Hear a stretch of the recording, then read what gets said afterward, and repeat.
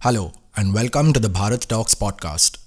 We have joining us today Mr. P.D.T. Achary, ex-General Secretary of the Lok Sabha, who is also a Research Advisory Council member of the upcoming National Legislators Conference, Bharat.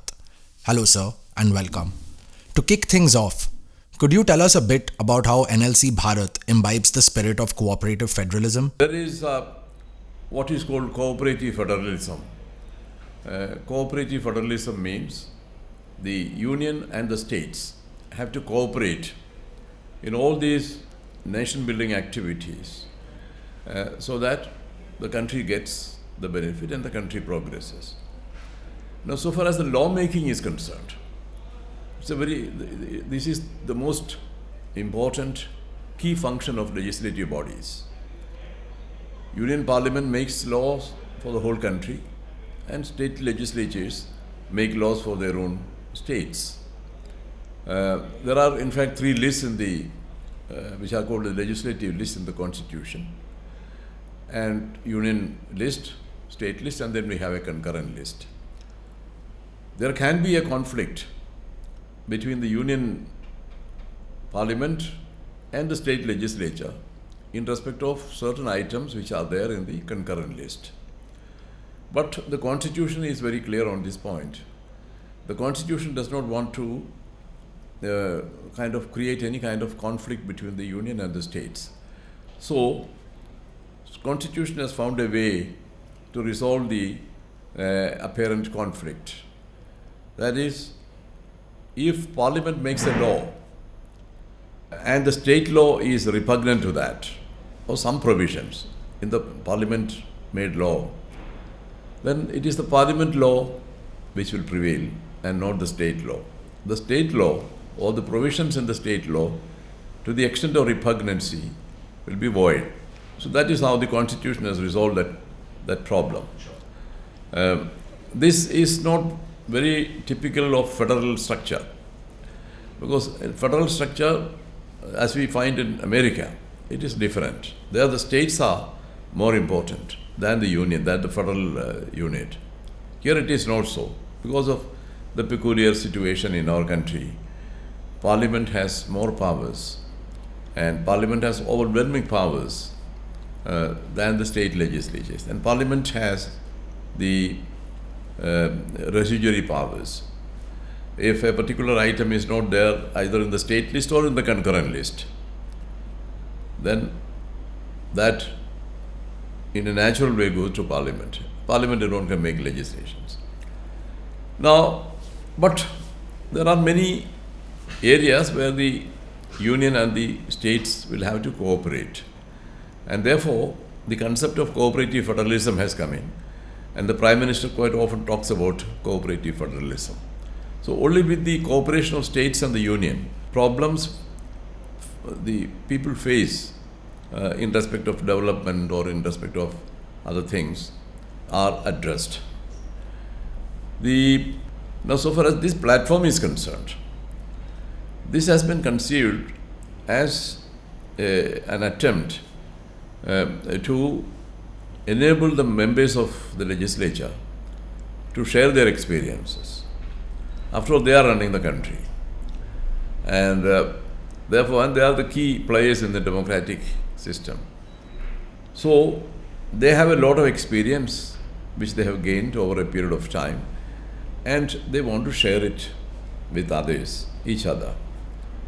That is the main thrust of this conference.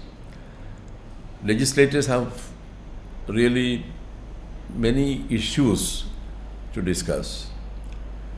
The Indian legislatures have their own problems in the sense the assemblies don't meet quite often.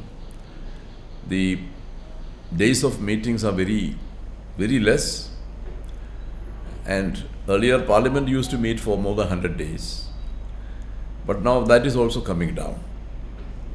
There has been demand for increasing the number of sittings of Parliament, but instead of increasing the number of sittings, it is now coming down. That is a trend which causes some disquiet. And in the state legislatures, actually, the situation is worse. Because there, they meet just for 1 week or 2 weeks, and after that they adjourn.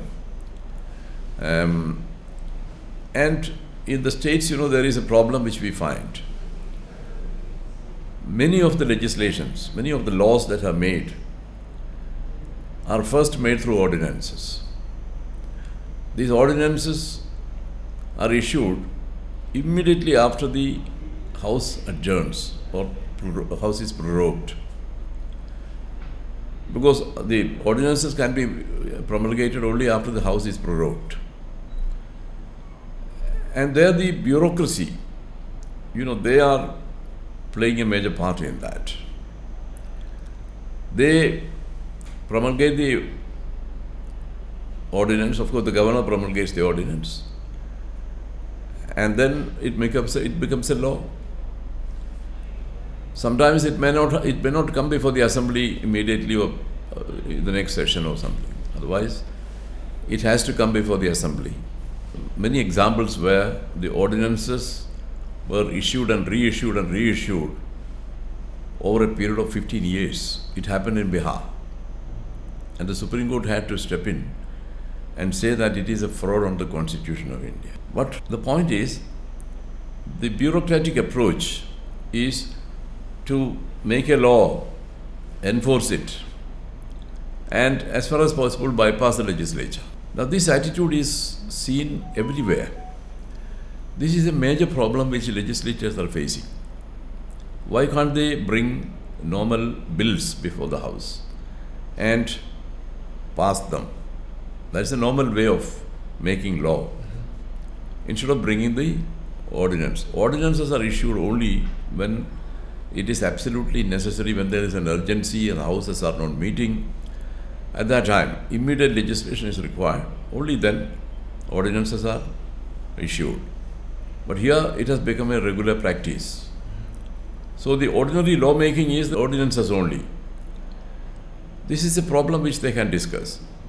The second thing is that the Indian legislatures are very unique in the sense that the members are not able to speak freely. There are two reasons. One is they are overruled by the presence of the Chief Minister.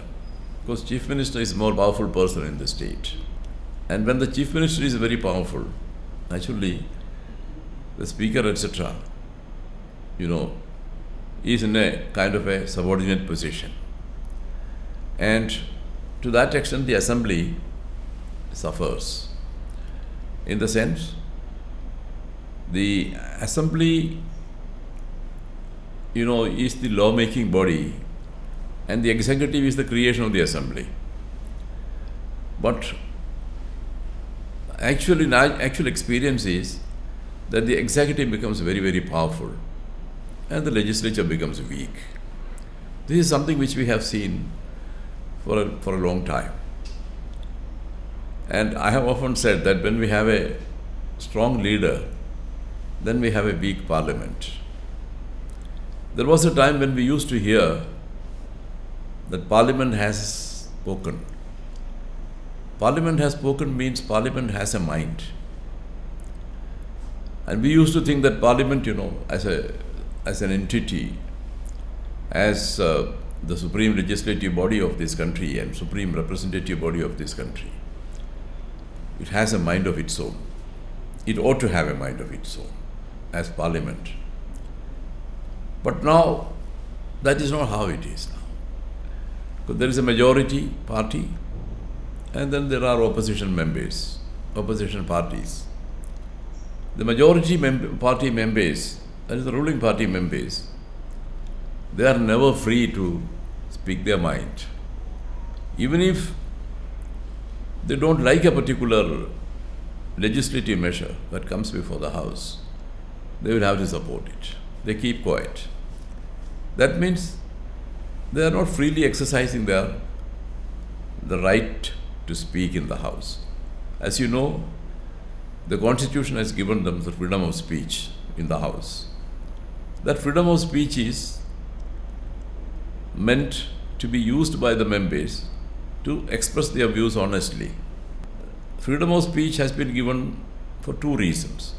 One is that in a legislative body, members must be able to freely express their views, irrespective of the consequences.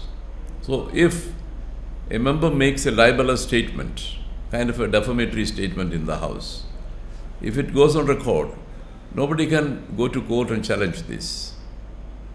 So, the members cannot be hauled up before the court for what they say in the House. They are absolutely free. Because whatever they speak, that is subject to the rules of the House and the Constitution. The Speaker will be there to regulate that.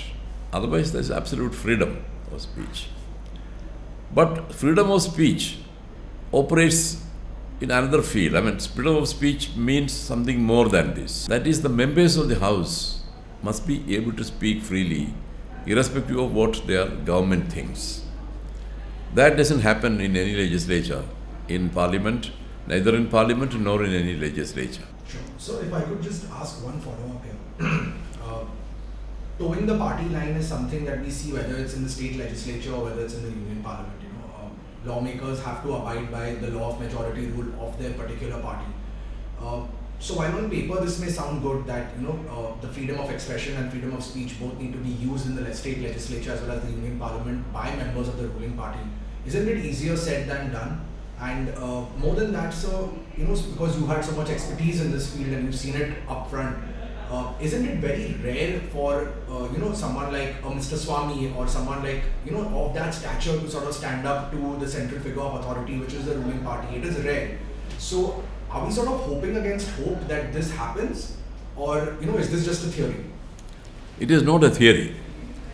This has happened. I have seen it happening in the earlier parliaments. In fact, when Nehru was the Prime Minister, his son-in-law was his principal opponent. He used to bring up issues in Parliament, and that ended in inquiry commissions being set up against government's own ministers. So that kind of a situation was there.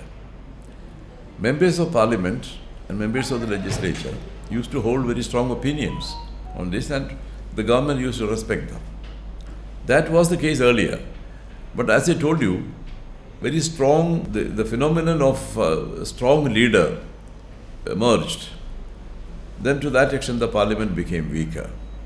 And then people were overwhelmed by or overawed by the presence of the leader. That leader syndrome, that is in fact affecting seriously the independence of parliament. And it has diminished the stature of parliament also. So when we look at state legislatures as opposed to the Union Parliament, are the problems pretty much the same in the state legislature with the lawmakers as they are with MPs in Parliament, or is there a certain difference in how the House conducts itself and how the members conduct themselves? No, all the state legislatures and Parliament have the same rules, more or less the same rules, and the same practices. And the state legislatures normally, they look towards Parliament for guidance on these matters. They have framed their rules basically on the pattern of these Parliament rules. So there is great uniformity in the rules of procedure and the practices which are followed in the state legislatures. So I'm just going to try and also ask you more about the platform that we are here to talk about, which is NLC Bharat. Now I think we've decrypted for the listeners about what the rules of parliament are and what the problems are that are facing the Union Parliament as well as state legislatures. How does a platform like National Legislators Conference Bharat sort of go ahead and solve this issue? What we know so far is that it provides a common non-partisan platform for lawmakers from all across the country to come together, for the brilliant minds to sort of come together and learn from each other's best practices over a 4-day event which will happen for the first time this June. How does this really address the issues that we have enumerated before this? Look, this since it is happening for the first time, everything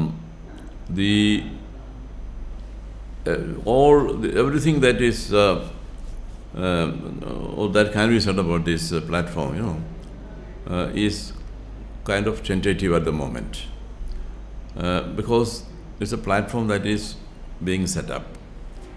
And here we have a certain idea about what should be discussed there and how to go about it.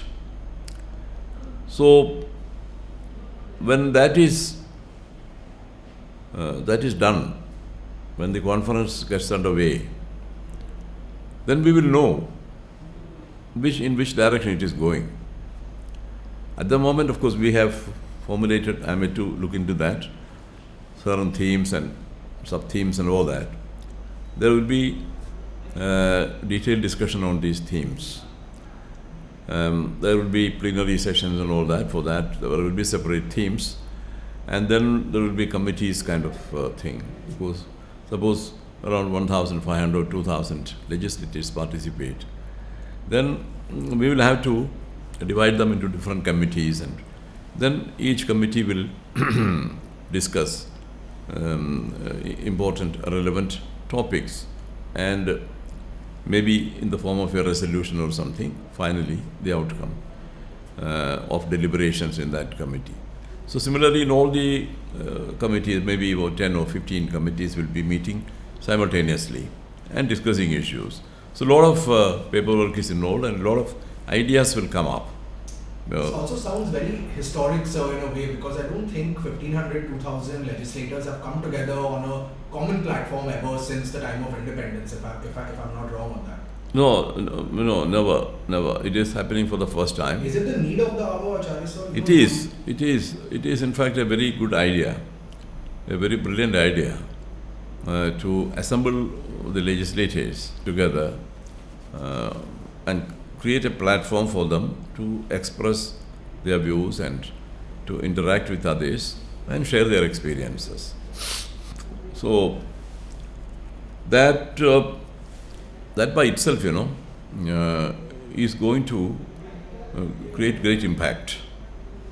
The very fact that such a conference is being held, quite apart from the issues that will be discussed and conclusions that will be arrived at, all that. But the very fact that a conference of this nature is being held itself is a very, very great thing. Yeah, it's pretty magnanimous, sir, that for the first time we're going to have such a large gathering of lawmakers. Yes.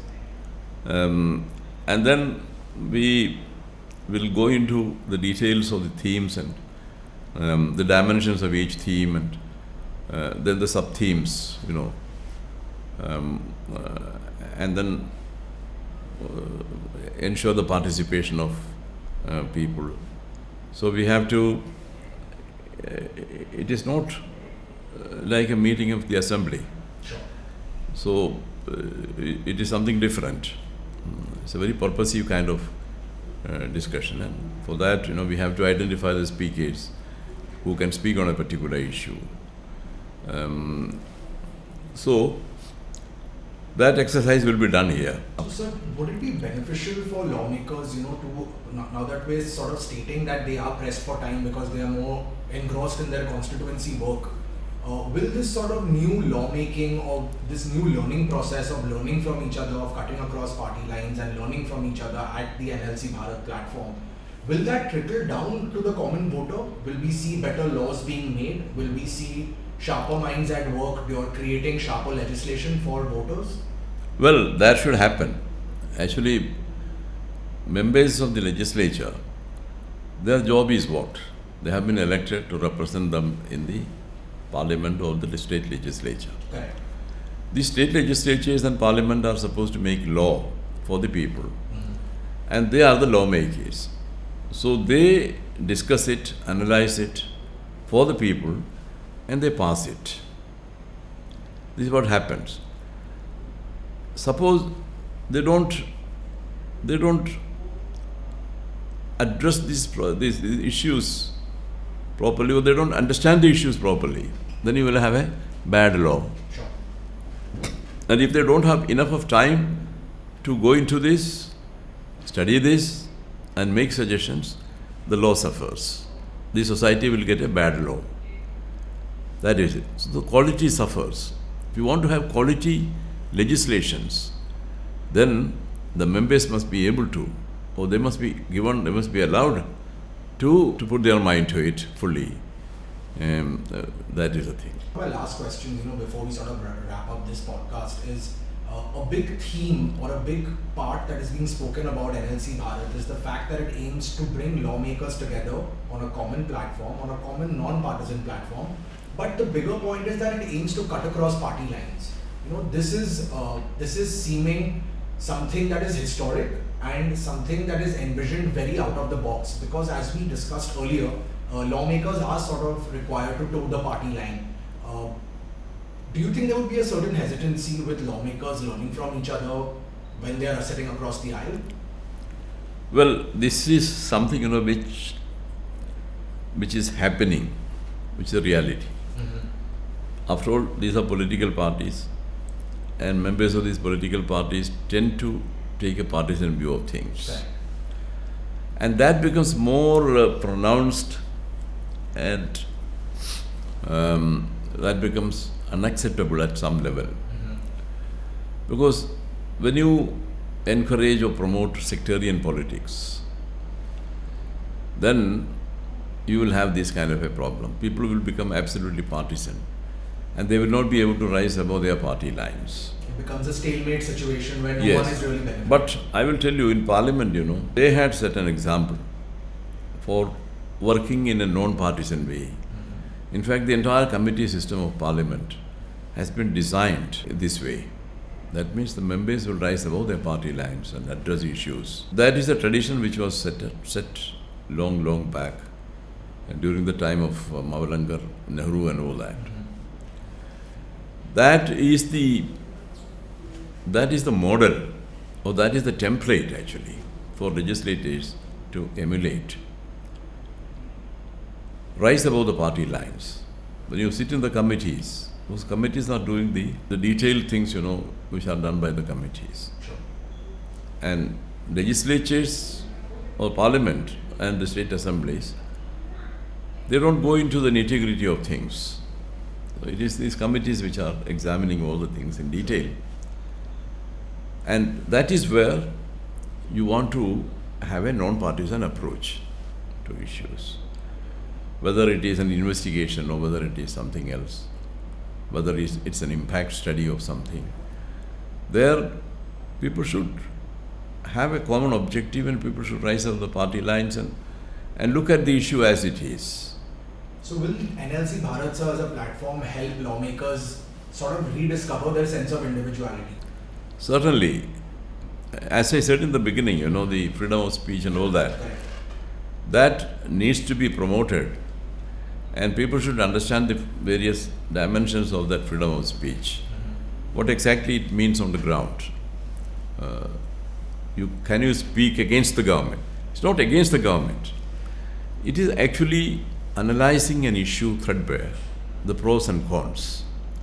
And you say that if you proceed with this bill, if it is implemented, if it is enforced as a law, then this is going to be the consequences. If you are able to do that, that is not being done now.